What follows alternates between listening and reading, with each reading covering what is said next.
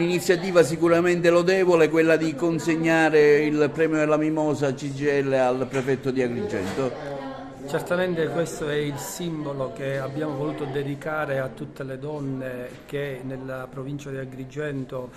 lottano, lavorano e si spendono. E adesso noi ci spostiamo davanti a una scuola simbolo al Viale della Vittoria con dei messaggini che vogliamo lanciare non solo alle mamme che vanno a prendere le figlie dalla scuola, ma anche alle ragazze che escono dalla scuola, per dire che devono difendersi il loro diritto di essere liberi, liberi da ogni tipo di laccio e lacciuolo, iniziando da quello economico, non devono dipendere da nessuno, continuando con quella libertà nel rispetto del prossimo, di fare quello che vogliono. Noi in questo momento pensiamo alle donne afghane, alle donne iraniane. Non è possibile che ancora oggi ci siano stati che non consentono alle ragazze di andare a scuola, alle donne di vestirsi come ritengono. Ecco, questo 8 marzo del 2023 lo abbiamo voluto ricordare in questo modo, sapendo che continueremo, iniziando da oggi, continueremo da domani a lavorare per rendere tutte le donne libere da ogni tipo di bisogno. Ma noi come segreteria della CGIL Sicilia troviamo straordinaria e importante l'idea che ha assunto oggi un valore pratico, che ha avuto il segretario generale della CGIL Alfonso Buscemi assieme a Caterina Sperecino e a tante altre compagne della struttura agrigentino, di donare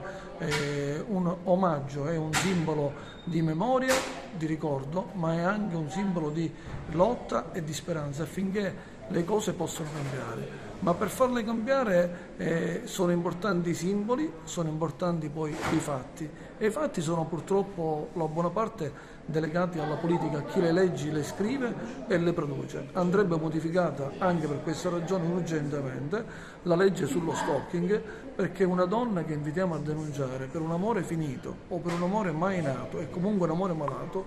e trova il coraggio finalmente a denunciare, non può ritrovarsi il potenziale assassino, l'uomo che ha denunciato, a 200 metri dal luogo di lavoro o dalla propria abitazione, dalla propria residenza. Ecco, se noi non produciamo fatti, i femminicidi saranno destinati ad aumentare, e questo è un delitto culturale, umano, intellettuale, il cui peso ricade su tutti noi, compreso il sindacato confederale. È una cosa che sicuramente mi fa molto piacere, ma è un riconoscimento che io credo che vada esteso idealmente un po' a tutte le donne che in questa comunità in particolare svolgono tanti ruoli di responsabilità, ma non solo. Ogni giorno lavorano sia in ambito professionale che in ambito familiare per affermare intanto anche quella che è la propria dignità e anche le proprie competenze, svolgendo un servizio tante volte anche in maniera molto silenziosa. Penso alle tante casalinghe che mandano avanti con grandi sacrifici le famiglie, soprattutto in questo momento di grande difficoltà economica. Quindi per me io sono orgogliosa, insomma, è qualcosa che mi ha fatto veramente molto molto piacere. Nell'occasione, insomma, ho anche ritenuto di richiamare un po' un pensiero, un ricordo e una riflessione ulteriore a questa piaga dei femminicidi, che purtroppo l'ultima notizia dell'ultimo femminicidio in Calabria è di stamattina, ed è purtroppo un tema che continua a essere attualissimo, con eventi che veramente